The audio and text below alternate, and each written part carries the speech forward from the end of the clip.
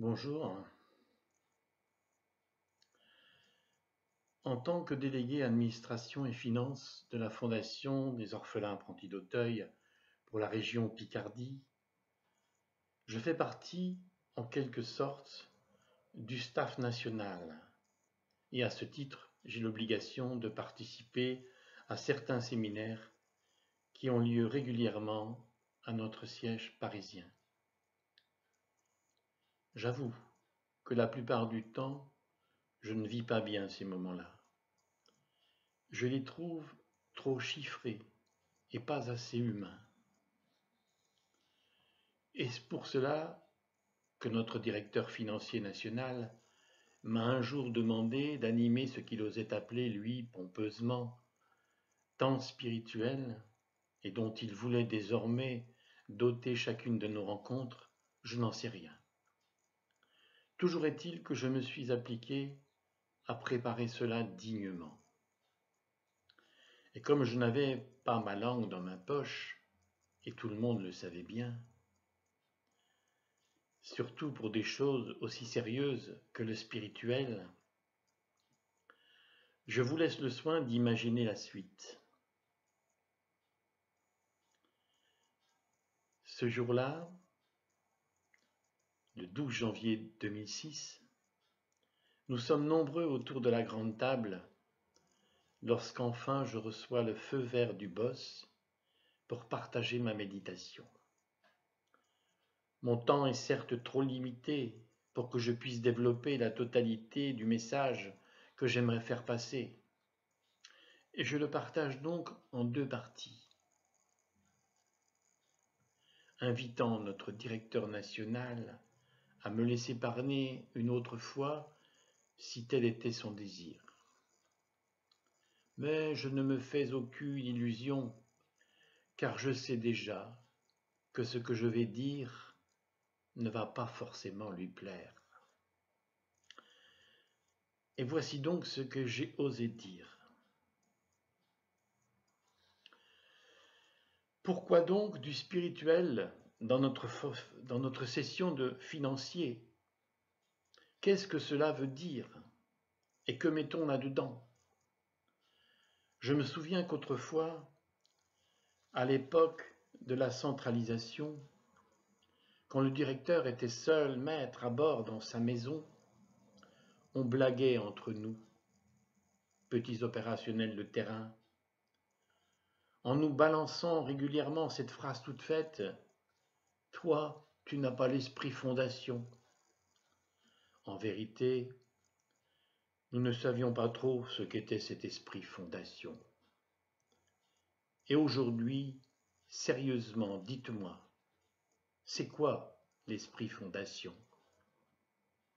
Qui est concerné par cet esprit? Ceux qui croient? Ceux qui ne croient pas? Il y aurait tout un débat à mener sur ce vaste sujet, et ce sera, je le souhaite, pour nos prochaines sessions. Une chose est sûre, dans la pastorale de la Fondation, on éduque les jeunes à l'éveil spirituel, que l'on dissocie bien du reste de l'enseignement religieux, qui est de l'ordre du scolaire obligatoire, et de la catéchèse, qui, elle, est plus optionnelle. Or, si cet éveil spirituel est important pour nos jeunes, qu'en est-il pour nous, adultes? Je repense à l'allocution de notre pape Benoît XVI sur la place Saint-Pierre, le jour de Noël, et je cite de mémoire. Les hommes d'aujourd'hui sont de plus en plus soumis à des obligations de performance, de rentabilité, d'efficacité et de résultats. Une des conséquences de ce que l'on serait tenté de qualifier de progrès dans l'efficacité pourrait être alors, dit le Saint-Père, une sorte d'atrophie spirituelle qui devient vite le vide du cœur. Cette dernière petite phrase m'a tout de suite interpellé par rapport à ce que l'on vit aujourd'hui dans la Fondation, où, il faut bien le dire, chez nous autres financiers en tout cas, l'aspect spirituel n'est pas souvent abordé. Mais si l'absence de spirituel conduit à un vide du cœur, que se passe-t-il? Eh bien, on n'aime plus, on ne s'aime plus, on n'a pas le temps, on ne s'écoute plus, on fait des projets et on s'y jette à cœur perdu, avec pour seul souci l'objectif à atteindre et pourquoi pas à réaliser mieux que les autres, voire même au détriment des autres. Plus guère de place alors pour le frère ou l'ami dans cette forme de conditionnement que l'on subit de plein fouet et auquel chacun se protège comme il peut, quelquefois même au détriment de sa santé ou de la santé de celles et ceux qui l'entourent. Quel gâchis! Un monde qui ne privilégie pas les valeurs de l'esprit et du cœur est un monde qui se déshumanise. Et si dans notre fondation on devait un jour se déshumaniser de la sorte, attendons-nous à ce que nos fondateurs se retournent dans leur tombe. Quel serait donc alors, dans ce contexte, le principal challenge de notre fondation? Moi, j'oserais dire, et sans aucune hésitation, parce que cela a tout de même marché autrefois, du temps de nos fondateurs, j'oserais dire en s'appuyant sur la Providence. Bien sûr, j'imagine déjà la réaction de celles et ceux qui, dénonçant la facilité, pourraient à juste titre me balancer cette phrase désormais célèbre « Aide-toi et le ciel t'aidera ». D'où, selon moi, deux conditions préalables. La première condition, rendre à César ce qui est à César et à Dieu ce qui est à Dieu. Dieu, nous le savons bien, c'est la Providence. Et César, nous dirons qu'il s'agit ici de nos financeurs de l'État. J'ai toujours eu l'intime conviction que si, tôt ou tard, la Fondation ne se démarquait pas de ce qui est du ressort des pouvoirs publics, en prenant en charge davantage de projets non subventionnés, elle finirait par y laisser son âme. À Don Bosco déjà, quand j'y étais, dans les années 1990, je me souviens que j'avais tout fait pour que le spécifique Fondation fût dissocié du spécifique Maison d'enfants à caractère social. Et cela non seulement sur le terrain, mais aussi et surtout dans la partie financière du fonctionnement. J'aimais à cette époque rappeler la place de César dans notre fondation, et aussi cette petite phrase de Mère Teresa, prononcée il y a plus de 15 ans maintenant, elle qui disait, et pardonnez-moi de toujours citer de mémoire, « Si dans nos pays occidentaux, les pouvoirs publics font beaucoup pour les pauvres, et dans de nombreux domaines, c'est tant mieux.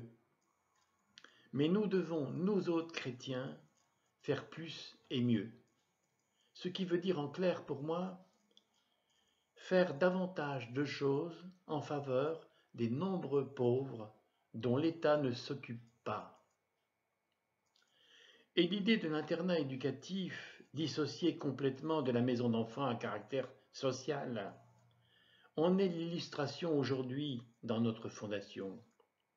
De même que la reprise de certains établissements scolaires en difficulté, auxquels ont été adjoints leurs internats éducatifs respectifs.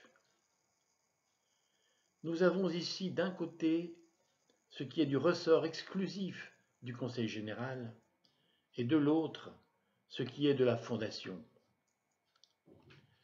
si l'on conçoit bien le recours à la divine providence pour le fonctionnement des structures de cette dernière, il serait en revanche scandaleux d'affecter nos dons et legs à celles des pouvoirs publics. La seconde condition, c'est « aide-toi et le ciel t'aidera ». Et voici un extrait du livre « En confiance », un chapitre intitulé « Aide-toi précisément et le ciel t'aidera ».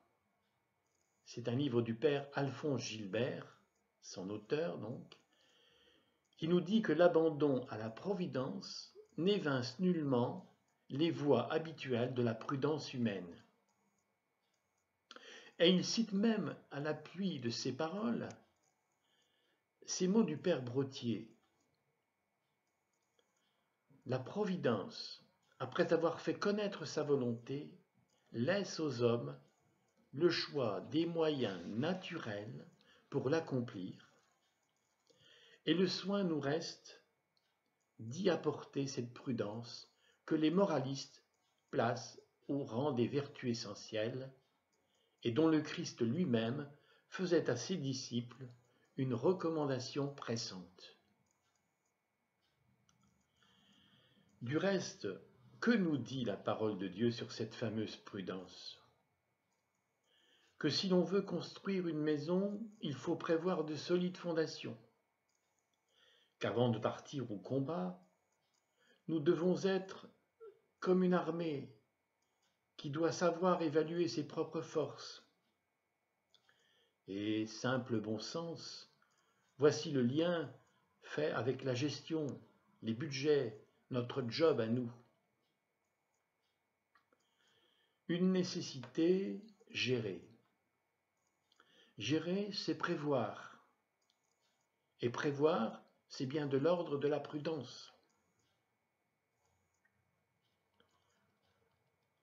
Au moins, un des grands principes de base de notre comptabilité s'y trouve déjà. Avec la rigueur, le professionnalisme indispensable, avec les techniques adaptées auxquelles on se forme, avec la capacité de répondre à certaines exigences, notamment celles des services de l'aide sociale à l'enfance et tous les décrets de novembre 2003, avec un brin de modestie, ne pas se croire au-dessus des lois, et tout ce qu'il faut de transparence, on n'a rien à cacher quand on est honnête. Avec tout cela, on gère, et on ne fâche pas le bon Dieu. Voici ce que nous dit encore le père Gilbert. Le père Brottier tenait une gestion rigoureuse. Il en savait le but et veillait au gaspillage, y compris celui des jeunes. Il acceptait volontiers les contrôles légitimes des autorités supérieures. Maison mère, archevêché, et quand l'œuvre fut reconnue d'utilité publique, le ministère de l'Intérieur. Ses comptes étaient minutieusement tenus et ses inventaires de budget, ses suivis, étaient faits régulièrement. On lui faisait confiance, vous voyez le regard extérieur, parce que l'on savait son mépris personnel de la richesse. Il orientait scrupuleusement les dons reçus vers les besoins de l'œuvre. Enfin, il ajoute, « L'argent est un excellent serviteur, mais un mauvais maître. Il faut donc savoir lui commander et ne pas se laisser commander par lui. » Ne pas se laisser commander, mais à quel prix ? Depuis près de 23 ans maintenant, je vis au rythme d'une fondation qui bouge et forcément déstabilise. Dans ma bulle, j'ai souvent l'impression, et je ne suis pas le seul, qu'on privilégie la gestion, et donc le fric, et que l'aspect humain spirituelle pour nous autres est purement et simplement mise entre parenthèses. Comment, dans un tel contexte, avoir et garder l'espérance? Et je dirais même, pour les temps difficiles, comment la garder contre toute espérance? D'autant que l'espérance, vertu théologale, comme vous le savez, est une des nombreuses grâces que l'on reçoit de Dieu dans le cadre d'une vraie relation que l'on parvient à garder avec lui. Et j'achève ici la première partie de ce que j'avais à vous partager. Merci.